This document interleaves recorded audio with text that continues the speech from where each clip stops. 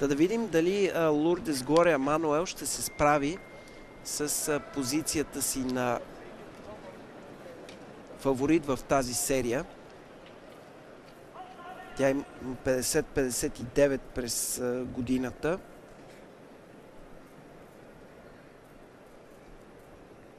До постигнати в Острава, съвсем преди началото на първенството тук.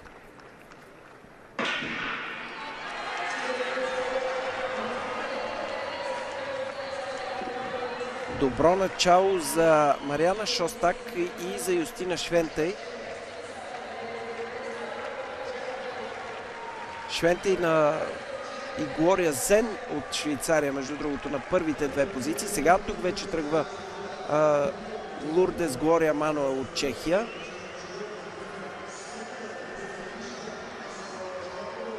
Добро бягане за испанката Сегура, която обаче тук лека по лека потъва. Мануел и Сегура продължава да държи първото място. Последните метри обаче са много трудни за испанката. Победа за Лурдес Глория Мануел. Втора позиция. –